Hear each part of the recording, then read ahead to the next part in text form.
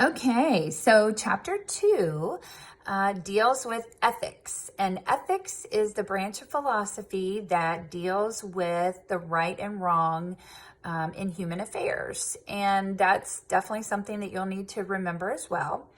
Not just for the midterm, but as you are preparing your speeches. And ethics are important because we want to make sure that the information that we are providing, especially because the first speech that we're getting ready to provide is an informative speech on 9/11, we want to make sure the information that we give is accurate. We want to make sure that it is correct.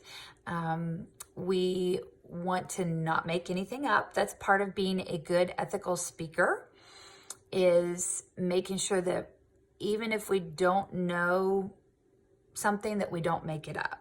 Okay, so that's also part of being fully prepared, is that we have all the information ready before we get up and speak. That way we don't feel like we have to make something up. I don't know if you guys have ever been in front of a room full of people and somebody asks you a question and you think to yourself, gosh, I remember that, but I can't remember the exact number or the exact detail or the exact name, so I'm just gonna make it up. I think it was 6,000 and some, or I think her name was Smith, or I think so-and-so.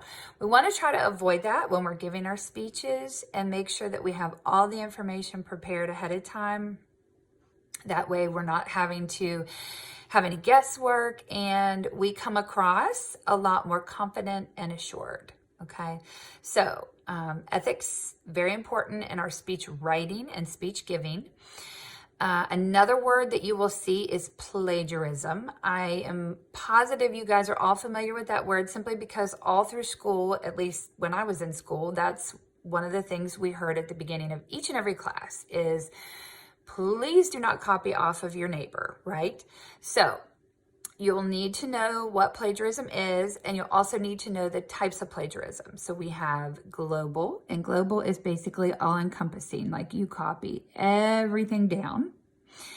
And then we also have patchwork, and it reminds me of a quilt, bits and pieces. So let's say I find 3 sources and I copy a whole paragraph out of one and a whole paragraph out of the other and the third paragraph out of the other.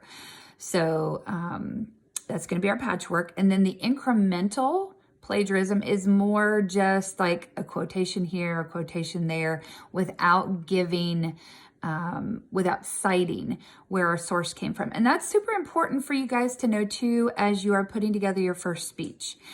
I ask for you to have some sources, and what you need to be sure that you do is cite those sources not only in your bibliography, in the outline, but also in your actual speech. So as you're up recording yourself speaking, you'll want to say things like, according to Time Magazine, or according to National Geographic, or according to the 9/11 Museum, or according to the curator of the 9/11, according to wherever you get your source, you need to be able to cite that not only in your actual outline, but in your speaking. So I want to make sure that I bring that to your attention as well as you're preparing your 9/11 speeches, that you want to make sure that you put in your speech where you get the information, because that's important too.